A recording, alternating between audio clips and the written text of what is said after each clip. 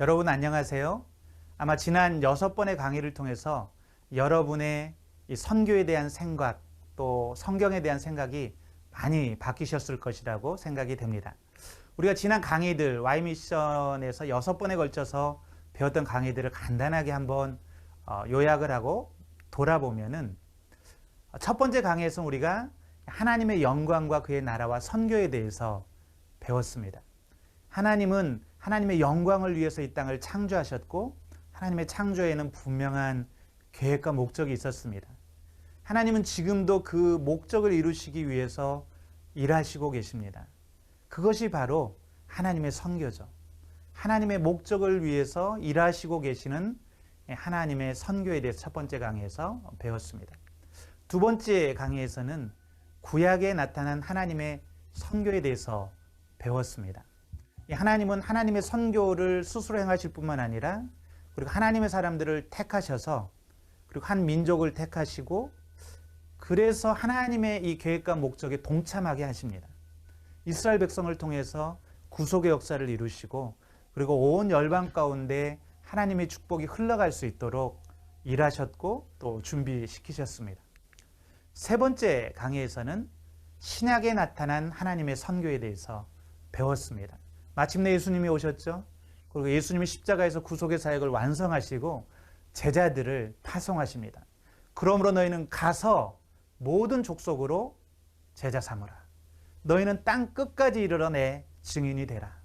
말씀하셨고 마침내 오순절날 성령님이 오셔서 이제 교회에 함께 하시면서 이 하나님의 선교를 땅 끝까지 이루어가는 역사가 사도행전의 역사고 신약 성경의 역사였습니다. 놀라운 성령 역사가 신약에서 펼쳐졌고 계시록에는 마지막 날에 대한 환상이 주어졌죠. 비전이 우리에게 주어졌죠. 그리고 네 번째 강의에서는 이제 하나님의 이 명령, 약속을 따라서 어떻게 교회가 모든 민족, 온 땅의 족속 가운데 하나님의 복음을 증거하고 이 선교를 이루어가는지 세계 선교의 역사에 대해서 배웠습니다. 교회의 역사는 선교의 역사라고 할 수 있습니다. 기독교의 역사는 선교의 역사입니다. 하나님께서 때마다 하나님의 사람들을 세우시고 교회를 부르셔서 놀라운 부흥을 허락하시고 그래서 이 문화의 경계를 넘어서 종족의 경계를 넘어서 그렇게 온 열방 가운데로 복음이 확장되는 그런 역사를 배웠습니다. 다섯 번째 강의에서는 마침내 조선 땅, 우리가 살고 있는 이 한국 땅에 복음이 어떻게 들어왔는지, 선교사들의 헌신과 감동적인 그 희생을 통해서 마침내 복음의 씨앗이 뿌려졌고, 그리고 놀랍게 교회가 부흥했고, 그리고 기독교가 한국 사회 곳곳에 영향을 미치고, 그리고 오늘날 대한민국이 있게 한 밑거름이 되었다는 사실을 공부했습니다. 그리고 여섯 번째 강의에서는 조금 이론적이었지만 그렇다면 예수 그리스도의 복음이 한 종족에서 다른 종족에게로 아니면 한 문화에서 다른 문화에게로 경계를 넘어갈 때 어떤 원리가 있고 어떤 장애물이 있고 어떤 극복해야 될 점이 있는지 각 문화에 나타나는 세계관들 그리고 타 문화에게 어떻게 복음을 우리가 커뮤니케이션 해야 되는지 그런 강의들을 배웠습니다. 저는 이 6번의 강의를 통해서 여러분들의 이 시야, 생각, 그리고 삶의 놀라운 변화가 일어났기를 기대합니다. 우리가 Y미션을 준비하면서 기대하는 것은 Y미션을 듣는 모든 성도님들의 시각이 변하는 것입니다. 선교적인 영성에 눈 뜨는 것입니다. 삶이 나 중심의 삶에서 하나님 중심의 삶. 지금 하나님이 이루어가고 있는 놀라운 이 역사의 흐름, 이 역사의 목적 가운데 우리들의 나의 스토리, 나의 인생의 역사 그리고 목적이 방향을 전환해서 하나님께로 일치하는 그런 삶의 회심이 일어나기를 선교적인 회심이 일어나기를 경험합니다. 저는 그런 변화가 있었기를 간절히 기대하고요. 이제 오늘은 그럼 이런 하나님의 선교의 역사 가운데에서 하나님께서 우리를 택하시고 불러주시고 온누리교회라는 공동체로 우리를 모아주셨습니다.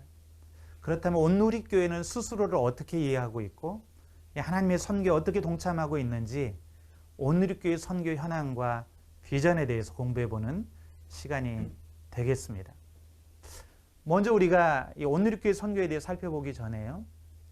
그렇다면 하나님의 선교와 교회는 어떤 연관이 있을까 한 번 더 생각해 보기 원합니다. 교회와 선교와의 관계죠. 사실 교회가 하는 일들은 여러 가지가 있습니다. 예배도 있고 우리가 같이 모여서 교제도 해야 되고 또 양육도 해야 되고, 그렇지만 여러분, 교회의 본질은 선교입니다. 교회가 존재하는 이유는 선교에 있습니다. 많은 사람들은 선교 그러면 단지 교회가 행하는 여러 가지 일 중에 하나라고 생각을 합니다. 교회가 선교사를 해외로 또는 다른 문화권으로 보내서 선교사들이 그곳에서 행하는 활동, 이걸 선교라고 생각하는데 그렇지 않습니다. 교회 자체가 선교적인 존재인 것이죠. 예수님 말씀하셨죠? 아버지께서 나를 보내신 것처럼 나도 너희를 보낸다. 아버지께서 나를 이 세상에 선교사로 보내셨고 내가 선교사로 살았던 것처럼 이제 내가 제자들을 향해서 또 교회를 향해서 너희를 이 세상에 선교적인 존재로 보낸다. 여러분, 그래서 교회가 존재하는 이유는 선교에 있습니다. 이 교회는 단순히 선교사를 파송하는 선교의 출발점이 아니라 지금 하나님이 행하시고 있는 선교의 결과물이자 도구라는 사실을 기억하는 게 중요합니다. 우리는 세상에 존재하는 것 자체가 지금 하나님이 역사를 움직이시고 선교의 목적을 이루어 가시는 그 도구로 기능할 때만 존재 이유가 있는 것입니다. 그래서 에밀 브로너라는 굉장히 유명한 신학자가 있죠. 그분은 심지어 이렇게 얘기했습니다. 불이 타기 때문에 존재하듯이, 여러분, 불이 타지 않는 불을 생각해 보십시오. 존재 자체가 성립될 수가 없죠. 불이 타기 때문에 존재하듯이 교회는 선교에 의해서 존재한다. 교회는 교회의 울타리 밖에 있는 사람들을 향해서 복음을 전하고 증인된 삶을 살고 선교적인 삶을 살 때 교회라는 것입니다. 우리끼리 교회 울타리 안에 모여서 우리끼리 교제하고 양육하고 예배하고 이것만 가지고는 교회라고 할 수 없다는 것이죠. 온누리교회는 일찍부터 이런 선교적인 부르심, 선교의 본질을 깨달았던 교회입니다. 하영조 목사님은 항상 교회의 본질이 무엇인가를 고민했고, 그리고 여러 번 이 마태복음 16장 말씀을 가지고 예수님이 꿈꾸셨던 교회 모습이 어떤 모습인가, 예수님이 마음속에 디자인하셨던 교회는 어떤 모습이었는가 설교도 하시고 강의도 하셨습니다. 저도 하영조 목사님 살아생전에 여러 번 이 설교 강의를 들었던 기억이 있습니다. 오늘 마태복음 16장 말씀은 우리가 잘 아는 것처럼 가이사랴 빌립보 지방에서 예수님이 제자들을 향해서 물으셨어요. 너희는 나를 누구라고 하느냐? 그때 베드로가 대답합니다. 주는 그리스도시요 살아계신 하나님의 아들이십니다. 예수님이 굉장히 기뻤어요.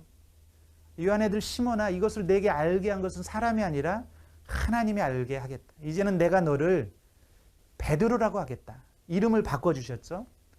베드로는 반석이라는 뜻입니다. 내가 이 반석 위에 내 교회를 세우겠다. 예수님이 처음으로 교회라는 단어, 에클레시아라는 단어를 사용하십니다.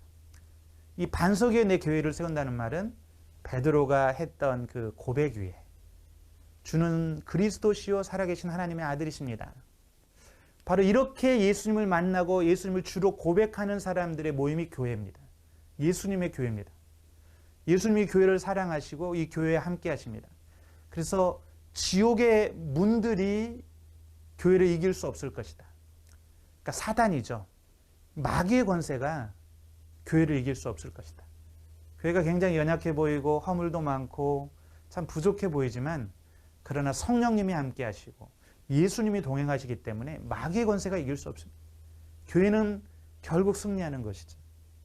그리고 중요한 말씀 하십니다. 뭐라고 그러세요? 내가 내게 하늘나라의 열쇠를 줄 것이다. 천국의 열쇠를 줄 것이다. 열쇠라는 게 무엇입니까? 닫힌 곳을 여는 것 아닙니까? 그러니까 천국문을 열 수 있는 열쇠를 교회에게 주셨어요. 놀랍지 않습니까? 하나님이 세상에 세우신 많은 기관들이 있죠. 정부도 있고 기업도 있고 학교도 있고 병원도 있고 다 필요한 기관들입니다. 그렇지만 어떤 기관에도 천국 열쇠를 주시지 않았습니다. 하나님 하늘나라의 열쇠를 주신 건 교회가 유일합니다. 이 열쇠가 무엇을 의미하겠습니까? 바로 예수 그리스도의 복음을 맡기신 것이죠. 하나님의 말씀을 맡기신 것입니다. 이 말씀만이, 이 예수 그리스도의 복음만이 천국의 문을 열 수 있다는 것입니다. 교회가 가진 이 열쇠를 가지면 모든 사람들의 영원한 운명이 바뀔 수 있는 것입니다. 이 열쇠를 가지면 내가 땅에서 매면 하늘에서도 매일 것이다. 그리고 내가 땅에서 풀면 하늘에서 풀릴 것이다. 이렇게 말씀하셨어요. 여러분 생각해 보십시오. 이렇게 소중한 열쇠를, 천국 열쇠를 교회에 맡겨주셨는데 이 열쇠를 사용하지 않고 나만 혼자 가지고 있다면 이게 말이 되겠습니까? 직무유기죠. 우리가 이 열쇠를 가지고 나아가서 수많은 영혼들을 천국으로 인도할 수 있는 이 열쇠가 주어졌는데요. 그렇기 때문에 예수님은 계속해서 말씀하시는 거예요. 마지막 부활하셔서 그러므로 이제 너희는 가서 모든 족속으로 제자를 삼아라. 천하 만민에게 복음을 전파해라. 땅 끝까지 이르러 내 증인이 되라 말씀하시는 것입니다. 그래서 교회는 무엇을 하는 곳인가? 이 천국 열쇠를 가지고 세상 가운데 예수 그리스도가 행하신 일들을 증거하고 바로 예수님이 만유의 주 만왕의 왕이시고 온 땅을 다스리시는 분이시다. 이것을 전하는 증인입니다. 그래서 모든 성도들은 선교적인 삶으로 부르심을 받으신 것이죠. 바로 이런 교회에 대한 그림을 가지고 시작된 교회가 바로 온누리 교회입니다. 여러분, 하나님이 교회 선교를 명령하셨고 그리고 교회 존재 이유는 선교인데 그러면 이 선교를 이루어가는 주체는 누구겠습니까? 목회자일까요? 선교사들일까요? 일부 특정한 교회의 구성원들만 이 선교에 동참하라는 것일까요? 그렇지 않습니다. 그저는 우리는 성도가 누구인가 하는 것을 좀 생각해 볼 필요가 있습니다. 우리 온누리교회는 처음부터 모든 성도가 다 소명자고 선교사다, 사역자다 라는 철학을 가지고 시작된 교회입니다. 이것은 새로운 얘기는 아닙니다. 이미 종교개혁 시대에 종교개혁자들이 발견했던 그런 중요한 진리죠.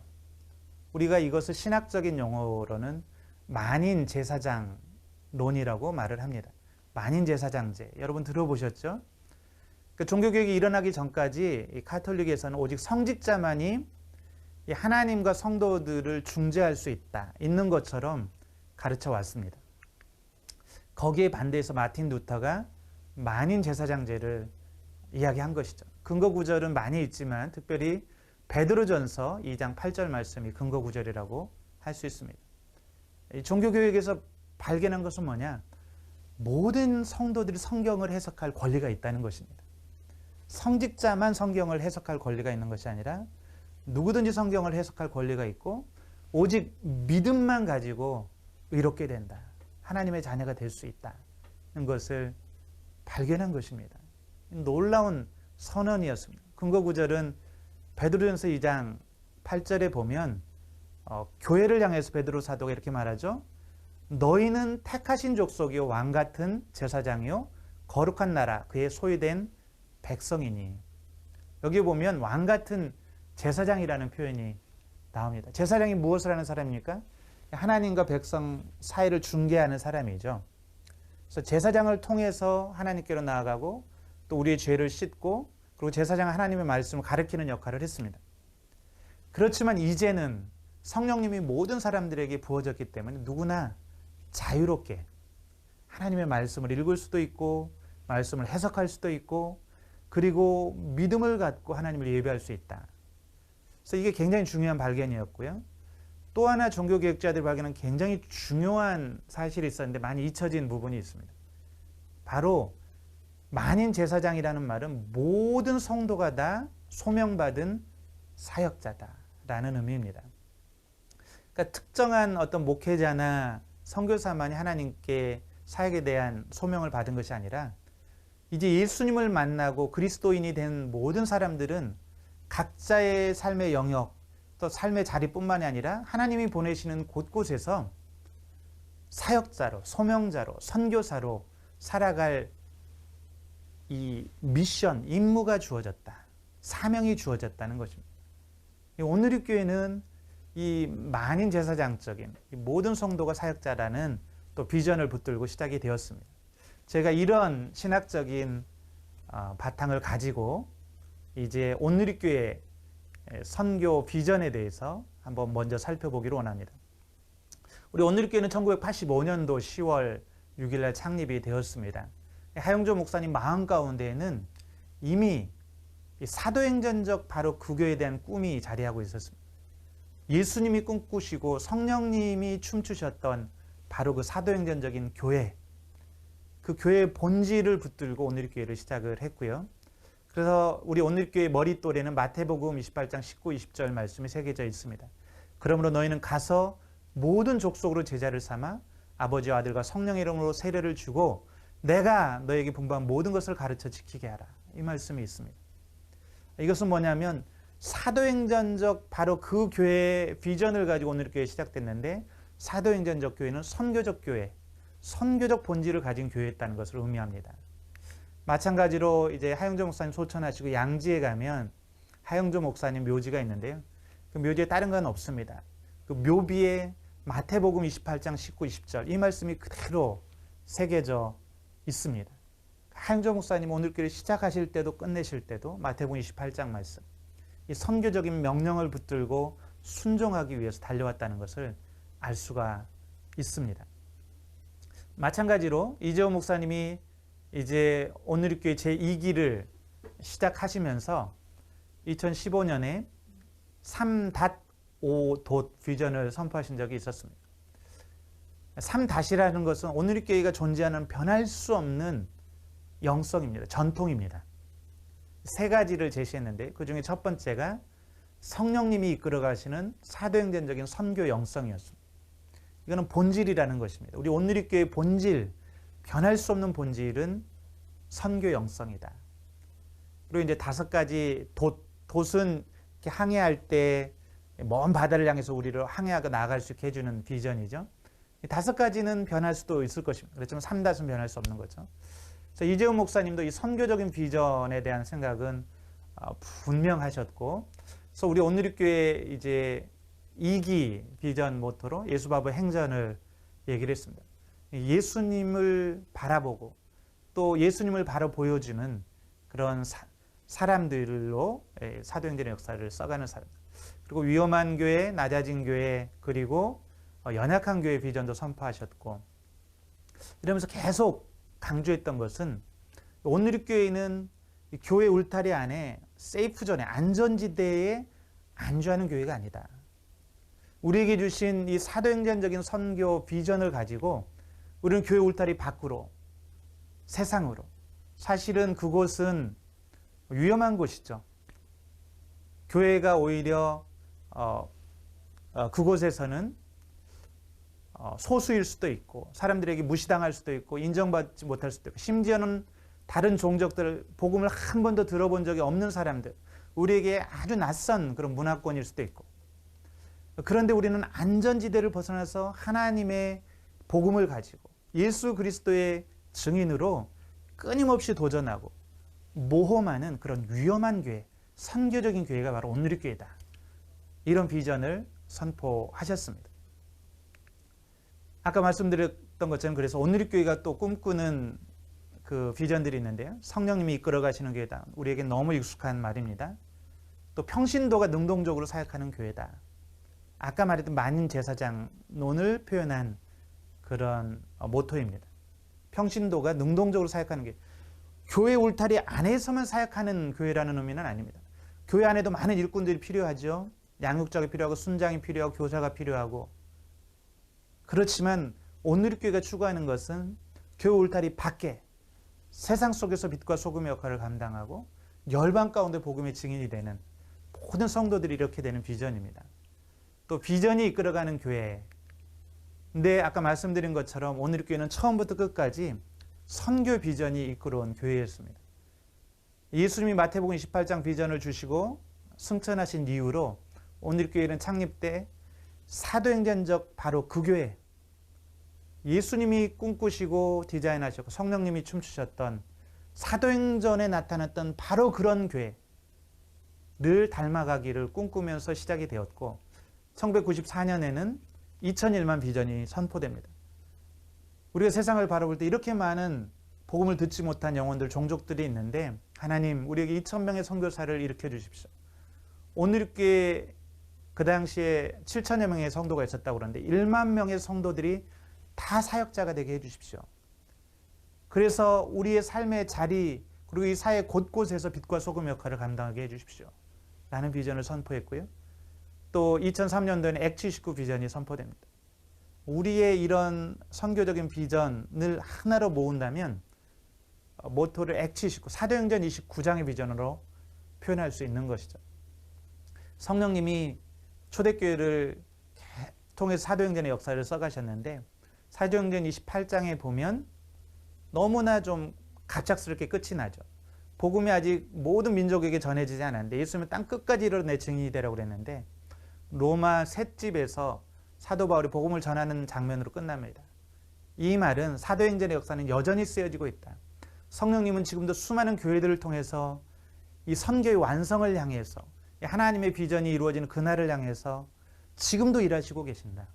우리 온누리교회는 바로 성령님이 써가시는 사도행전 29장에 동참하는 교회가 되어야 된다. 또 아까 말씀드린 대로 이재용 목사님은 바로 액79를 써간 우리의 자세, 태도는 예수바보 행전. 예수님께 우리의 삶을 걸고 예수님을 바로 보여주고 또 예수님처럼 사는 그런 예수바보 행전을 선포하셨습니다. 온누리교회의 특징은 처음부터 끝까지 비전이 이끌어가는, 선교 비전이 이끌어가는 교회라는 것입니다. 이거를 조금 그림으로 우리 온누리교회 또 특징을 온누리교회 5대 가치로 설명해 볼 수 있는데 제가 굉장히 좋아하는 그런 그림입니다. 우리 온누리교회는 말씀과 성령과 또 예배를 강조하는 그런 공동체죠. 그래서 온누리교회는 양육을 강조하고 성경 통독, 성경 필사, 성경 공부, 성경 묵상, 또 성경 강해. 그래서 우리 온누리교회는 정말 말씀을 사랑하고 열심히 공부하는 공동체입니다. 그래서 우리 온누리교회는 참 기초가 든든한 교회죠. 그럴 뿐만 아니라 우리는 또 성령을 굉장히 강조하는 성령 공동체입니다. 우리는 여전히 성령님을 향해서 마음을 열고 성령님이 지금도 일하시고 계신 것을 인정하고 성령의 은사를 사모하고 그리고 성령님이 써가시는 선교의 역사에 동참하기를 원하는, 그래서 우리 온누리교회는 기도하고 성령의 은사를 사모하는 교회입니다. 그리고 공동체를 강조하는 교회지요.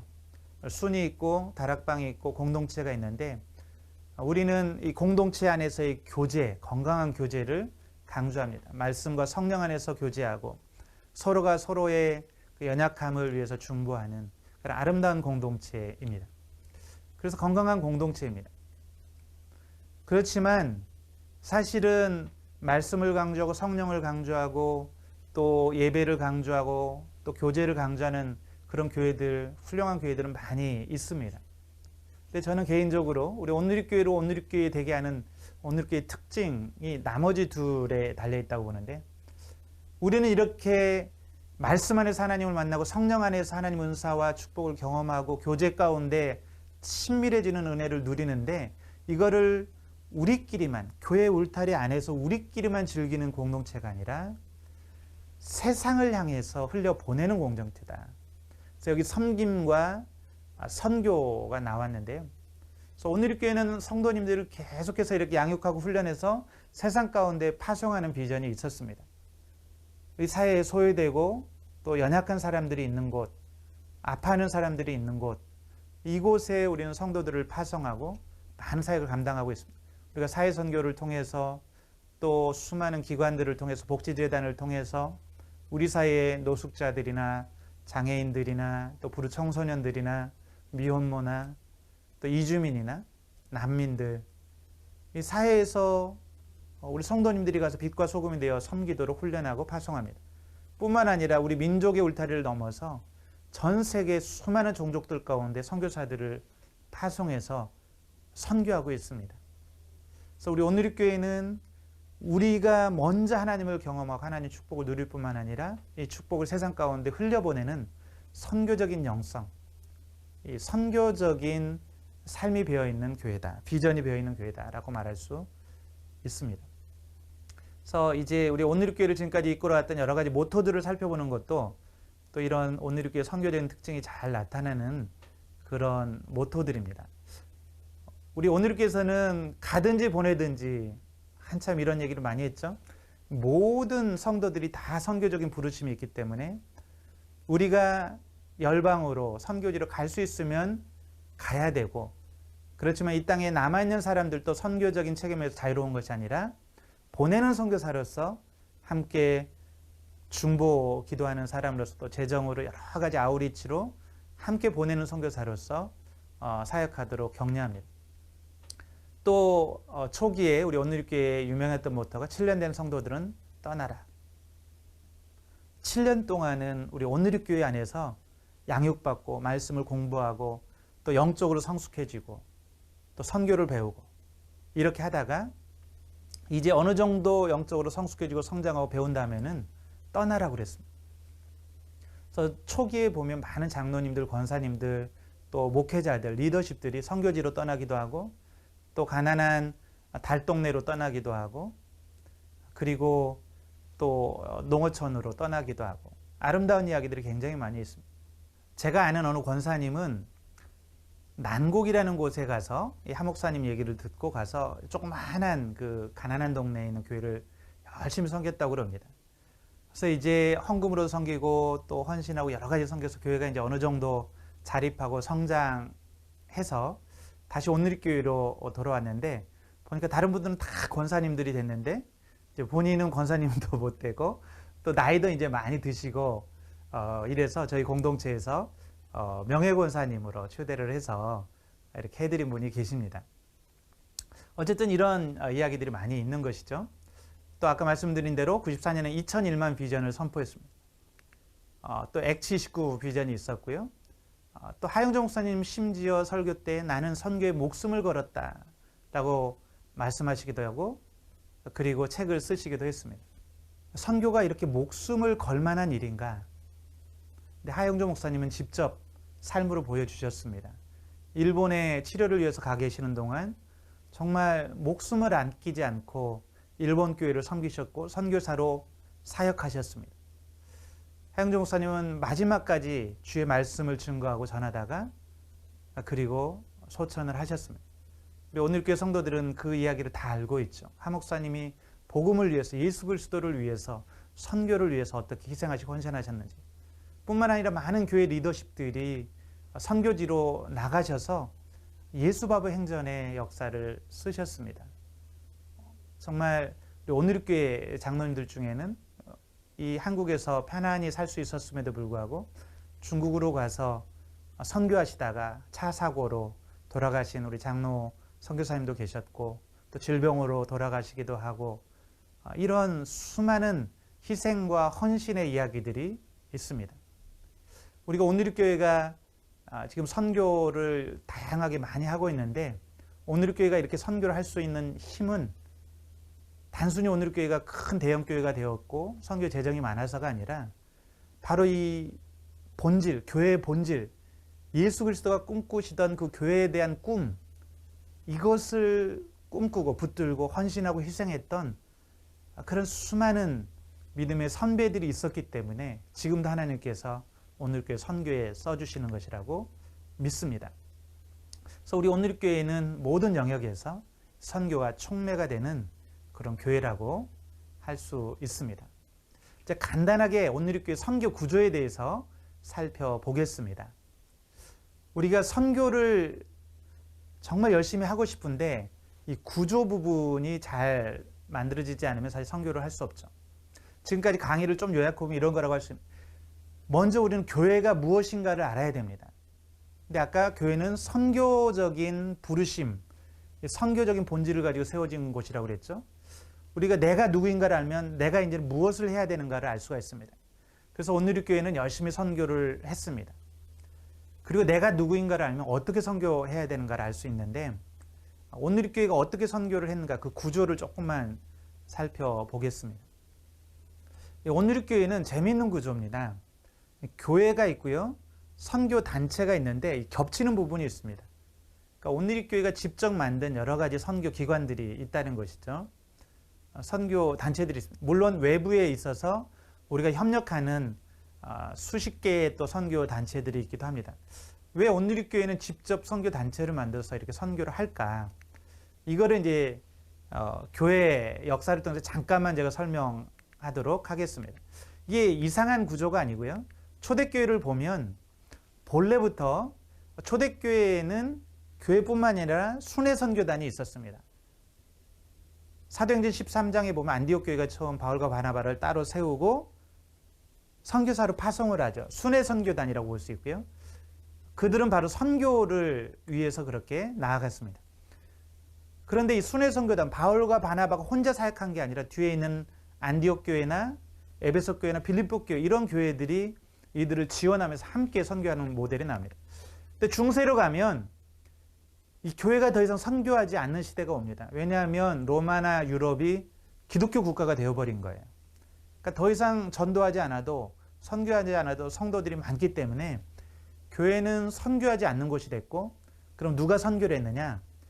바로 수도원이 선교를 감당했습니다.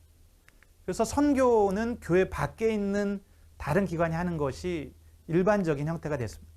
근데 개신교도 이제 이 선교에 눈을 뜨게 됐을 때 교회는 카톨릭의 예를 따라서 선교를 선교 단체에 맡기는 모델이 형성이 됐습니다. 그래서 윌리엄 캐리가 선교 단체를 만들고 그 단체를 통해서 교회가 선교를 하죠. 근데 이제 에큐메니칼 진영이라고 하죠. WCC에서 지난 세기에 말씀을 공부하고 연구하면서 교회 본질은 선교구나 하는 것을 깨닫게 됩니다.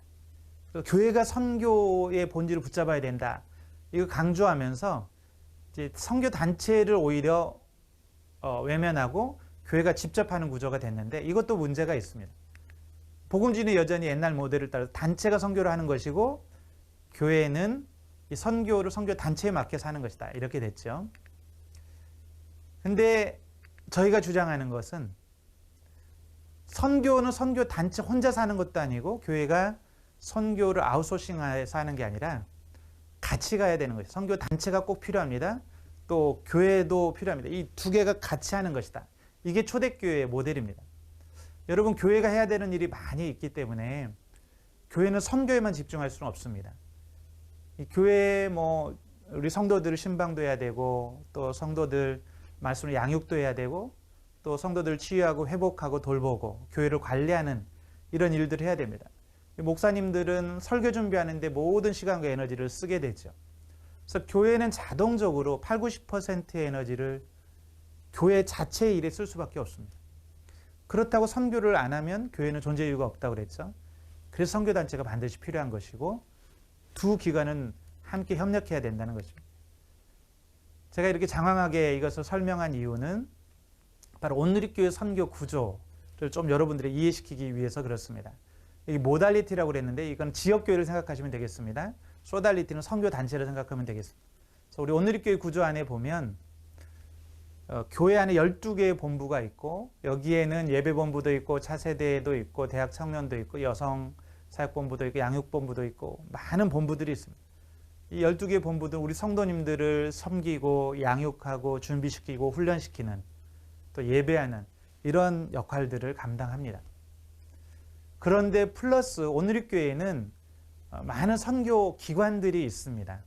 교회 밖에 있는 이걸 소달리티라고 하는데 특별한 목적, 사역을 이루기 위해서 재헌신한 사람들의 모임입니다. 두란노 서원이 있죠. 초기부터. 하 목사님은 이 로컬 처치와 선교단체의 균형을 굉장히 강조를 하셨습니다. 또 방송선교를 위해서 우리는 CGN이 만들어졌고요. 또 국제개발과 원조 또 긴급구호를 위해서 더 멋진 세상이 있고 또 TIM 두란노 서원이 있고 또 온누리 엠미션이 있고 B가 있고 또 한동대학교도 같이 협력하고 아버지 학교가 있고 그리고 온누리교회 약 20여 개의 이런 부서와 단체들이 선교를 위해서 만들어졌습니다. 그리고 의료 선교인들을 위한 CMN도 있고 이 두 가지가 다 중요하다는 걸 말씀드리는 것입니다. 이 두 가지가 건강하게 함께 가야 선교하는 교회, 하나님이 원래 의도하셨던 이 선교적인 비전을 이루어가는 일을 성취할 수 있습니다. 이번 시간에는 제가 여기까지 우리 온누리교회 선교 구조까지 설명을 드렸고요. 이제 다음 시간에는 그렇다면 온누리교회 구체적으로 향하고 있는 선교 현황에 대해서 여러분에게 소개를 해드리도록 하겠습니다. 이번 시간에는 온누리 선교 현황에 대해서 여러분과 나누도록 하겠습니다. 제가 이 온누리가 행하고 있는 현황을 나누는 것은 온누리교회가 이렇게 많은 사역을 감당하고 있다, 이것을 자랑하려고 하는 것은 아닙니다. 아까 지난 시간에 제가 말씀드렸던 것처럼 온누리교회는 교회의 본질, 특별히 선교적인 본질에 집중했던 교회입니다. 그래서 하나님, 예수님이 꿈꾸셨던 교회의 모습을 끊임없이 고민하고 그리고 그 본질을 추구하면서 가고 있는데, 이런 현황들은 그 결과물로 하나님께서 지금 온누리교회를 이러이러한 분야에서 사용하고 계시고 또 우리가 동참할 수 있는 그런 사역지가 있다는 것을 보여주기 위해서 여러분하고 나누도록 하겠습니다. 지금 현재 온누리교회가 파송해서 현장에서 사역하고 있는 선교사들의 숫자는 856명이 있습니다. 그 중에는 장기 선교사도 있고 단기 선교사도 있고 후원 선교사도 있습니다. 또 목회자 선교사도 있고 일반 전문인 선교사 들도 있습니다. 지금까지 저희가 파송했던 선교사의 총 누적 파송 숫자는 2100명입니다.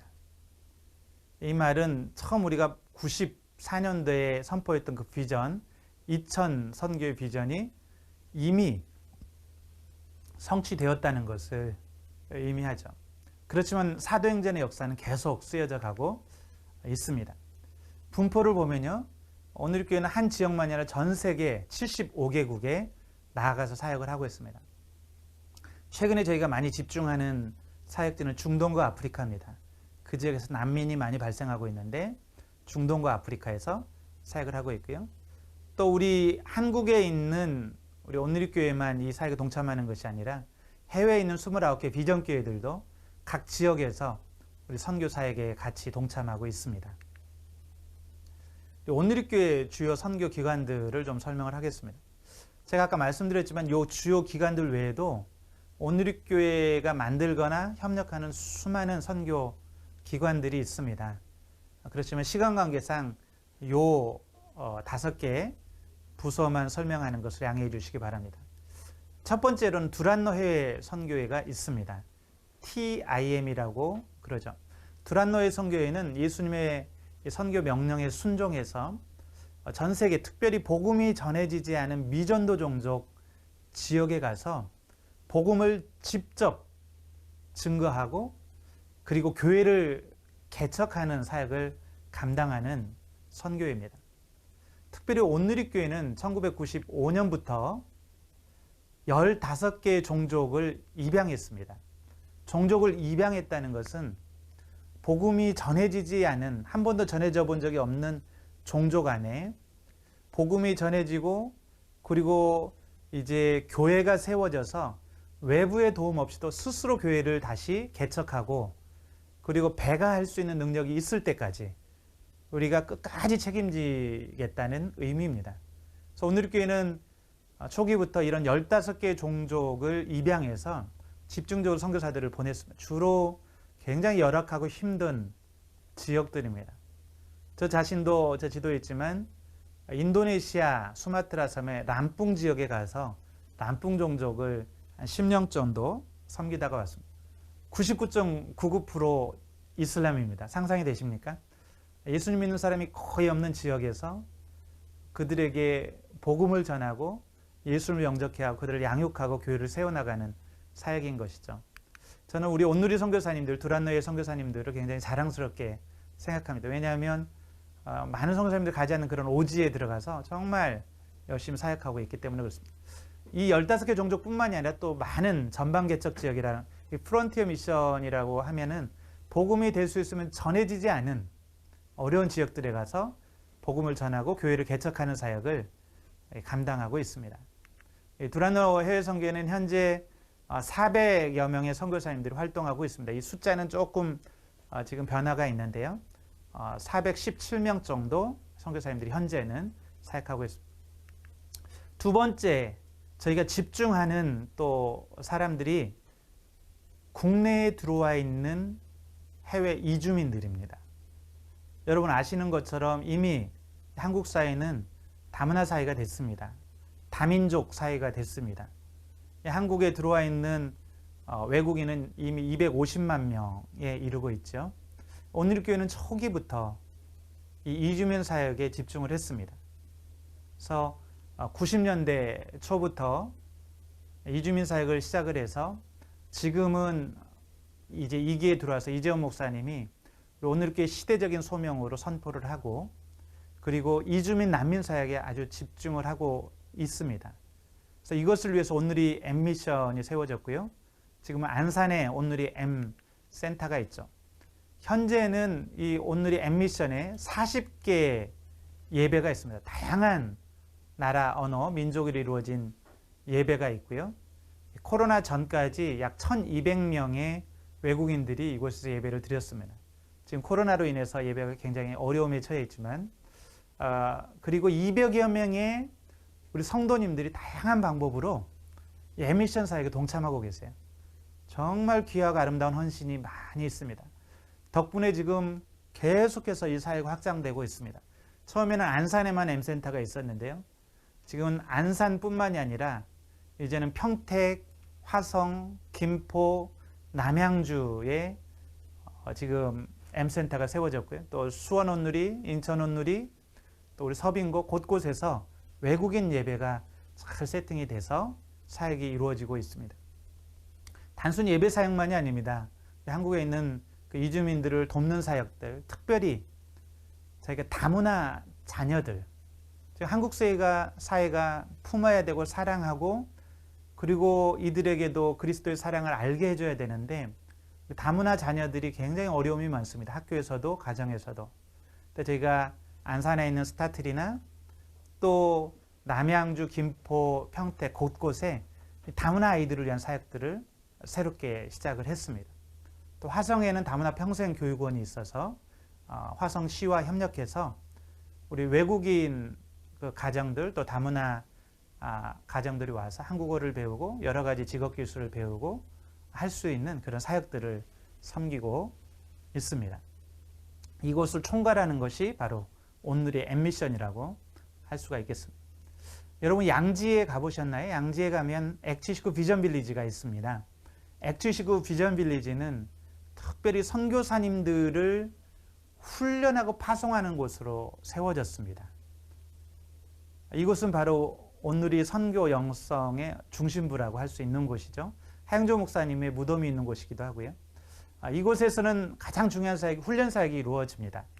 보면 그 훈련 과정을 보면 장기 선교사 훈련이 있고 17주에 걸쳐서 해외에 나가서 장기적으로 사역할 선교사님들을 훈련하는 과정이 있고, 단기 선교사 훈련이 있습니다. 한 달 동안 이제 단기로 한 2년 정도 나가서 사역하실 분들을 훈련하기도 하고, 또 청년 선교사들 FA를 훈련하기도 하고요.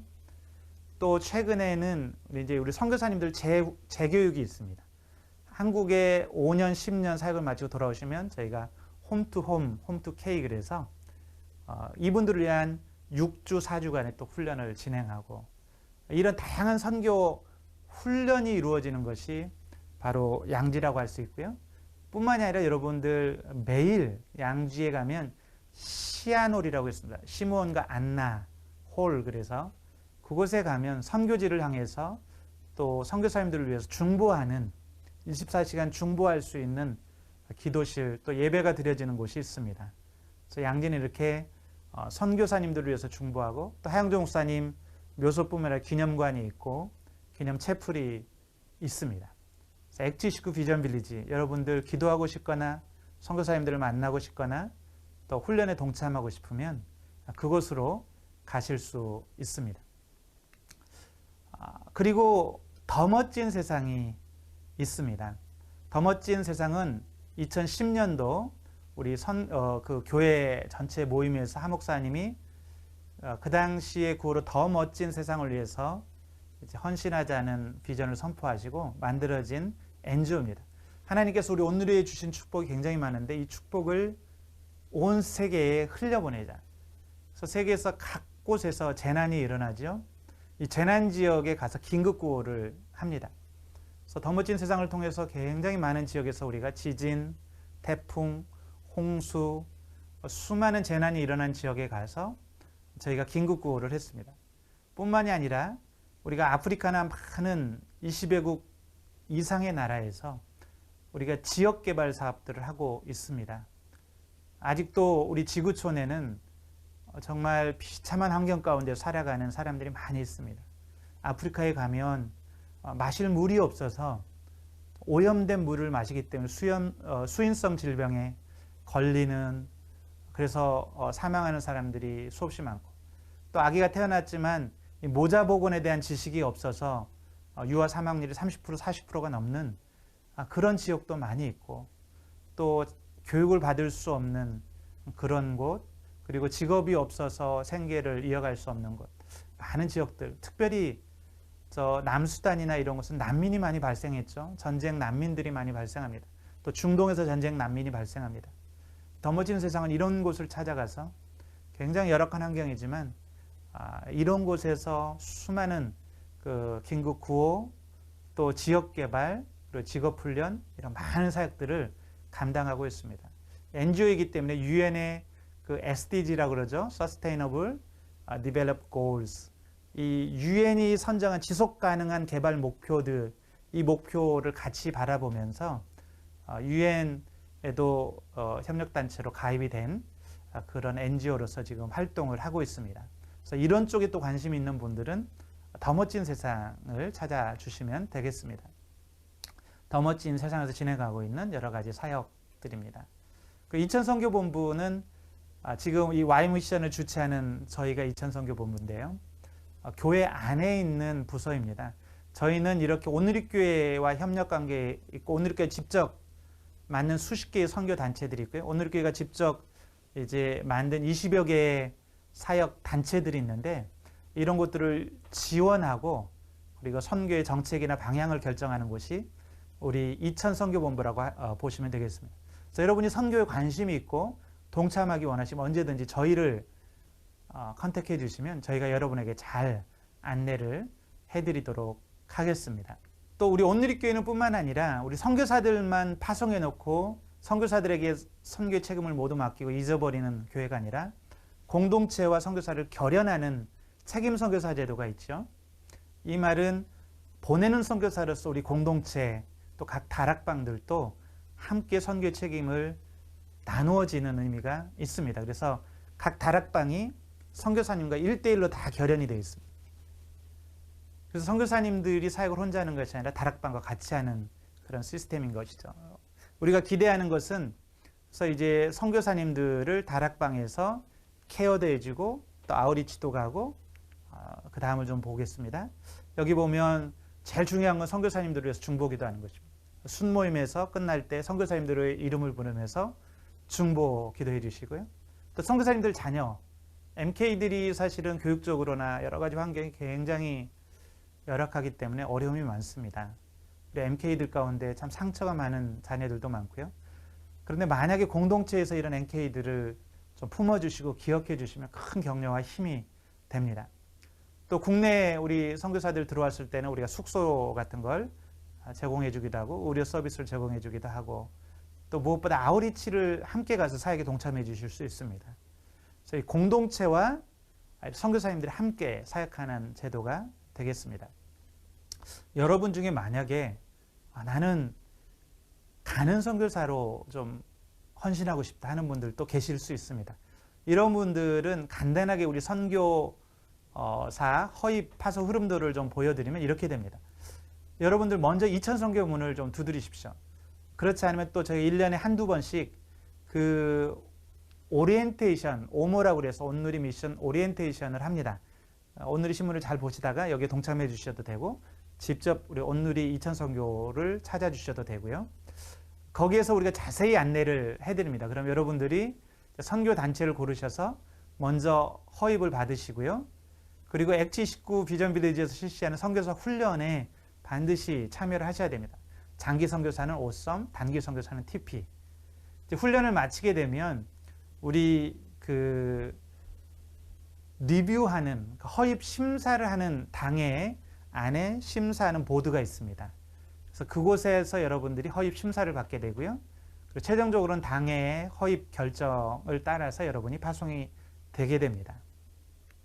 온누리교회는 우리 선교사님들을 지원하기 위해서도 다양하게 저희가 지원 제도를 마련하고 있습니다. 그래서 선교사님들이 자기 재개발을 할 수 있도록 장학금도 지원을 하고요. 또 국민연금도 지원을 하고 또 숙소, 한국에 들어서 숙소도 지원을 하고 또 여러 가지 의료나 재능 기부자들을 통해서 우리가 지원을 하고 있습니다. 자, 이제 무엇보다 여러분들이 Y미션을 이제 마치고 나면 선교에 관심을 가지시게 됐는데 그럼 어떻게 해야 되는가? 선교에 동참하려면 어떻게 해야 되는가? 다양한 방법들이 있습니다. 먼저는 가는 선교사로 여러분들이 헌신하실 수 있겠죠. 가장 귀합니다. 저희 선교본부를 찾아주시면 되겠고요. 여기 보는 것처럼 이제 가는 선교사가 되기 위해서는 물론 여러 가지 준비가 먼저 돼야 되겠고 아까 말씀드린 그런 과정을 거쳐서 파송을 받으시면 되겠습니다. 두 번째는 보내는 선교사로 여러분이 섬겨 주실 수 있습니다. 직접 갈 수는 없지만 보내는 선교사로서 공동체 결연된 선교사를 섬겨 주실 수 있고요. 그리고 재정으로 섬겨 주실 수 있고요.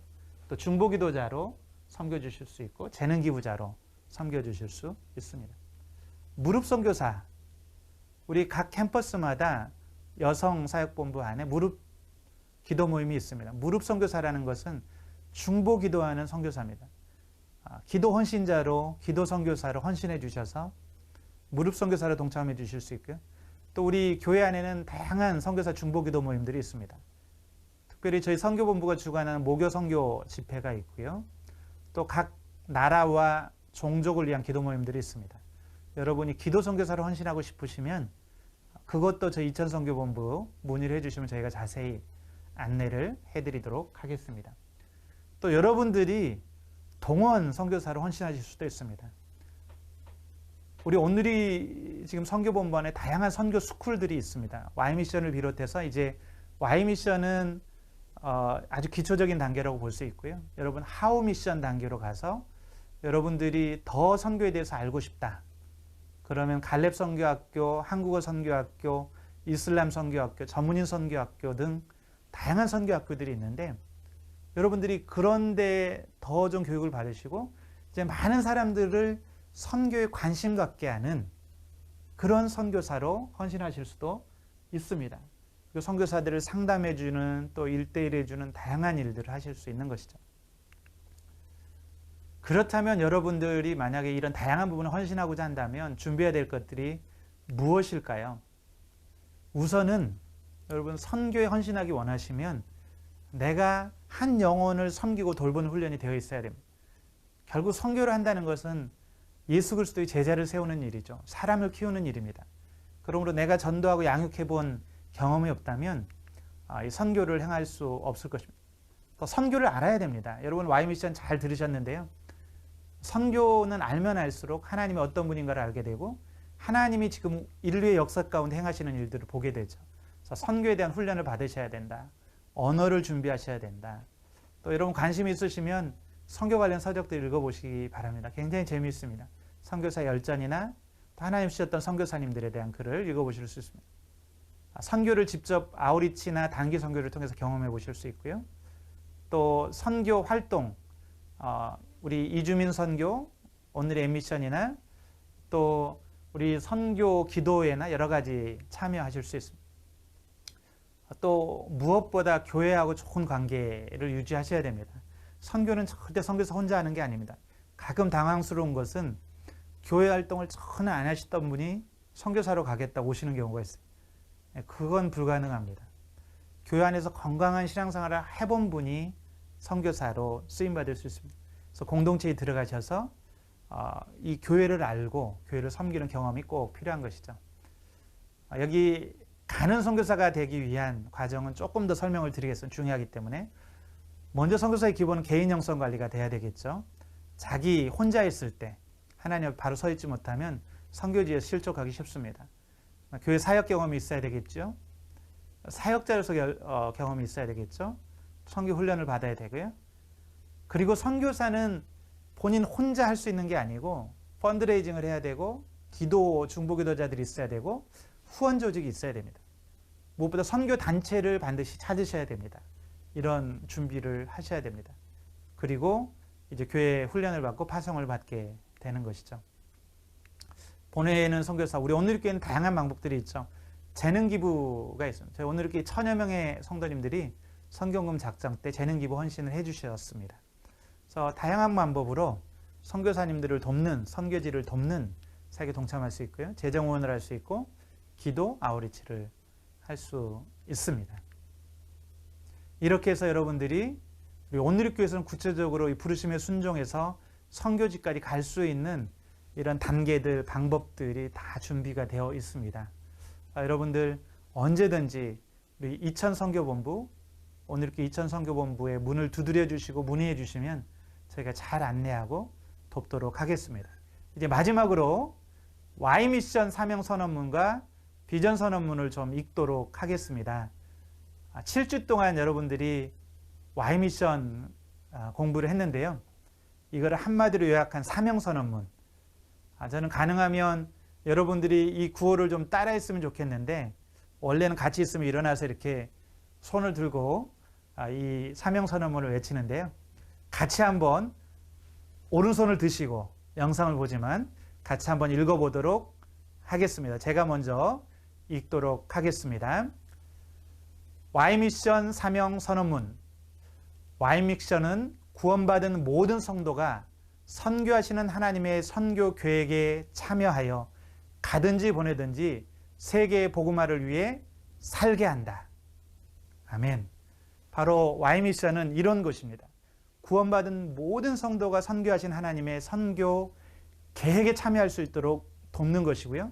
그래서 우리가 가든지 보내든지 하는 선교사로 세계 복음화에 동참하게 하는 것. 이게 우리의 사명입니다. 비전 선언문이 있습니다. 비전 선언문은 세 가지로 나누어집니다. 선교 비전이 있고요. 또 선교 동원에 대한 비전이 있고 선교적 삶에 대한 비전이 있습니다. 이것도 제가 한번 읽도록 하겠습니다. 선교 비전, Y미션 비전 선언문, 선교 비전. 유일한 구원의 책 성경이 온 인류를 위한 선교 전서이며 역사와 문화 전 영역에서 하나님의 통치와 섭리가 완성됨을 믿는다. 아멘. 성경은 선교의 책인 것을 우리는 믿고 또 역사 문화 전 영역에서 하나님의 통치가 이루어지는 것, 완성되는 것, 이게 하나님의 궁극적인 비전인 것을 우리가 믿습니다. 선교 동원, 장단기 선교 헌신자를 발굴하고 국내 타문화권 선교 현장에 참여할 동역자를 일으킨다. 우리 Y미션의 비전인 것이죠. 장단기 선교 헌신자를 일으키고 또 국내의 타문화권 선교 현장에 참여할 동역자를 일으키는 것. 그리고 마지막 선교적 삶. 삶의 현장에서 다양한 은사와 전문 영역을 따라 국내의 선교 사역에 참여한다. 여러분 Y미션 우리가 배웠는데 배운 것으로 끝나면 안 됩니다. 깨닫는 것으로 끝나면 아무런 의미가 없습니다. 구체적으로 행동하셔야 됩니다. 이제 여러분들이 한 발자국만 더 내미시면 가는 선교사로, 보내는 선교사로, 또 선교 동원가로, 중보기도자로 많은 길들이 열려 있습니다. 여러분 지금 결단하시고 한 발자국 헌신하시고 앞으로 내딛어서 우리 오늘의 선교의 비전 함께 이루어 가시는 우리 모두가 되기를 간절히 축원합니다. 여러분 그동안 너무 수고하셨고요. 여러분 한 분 한 분을 축복합니다. 감사합니다.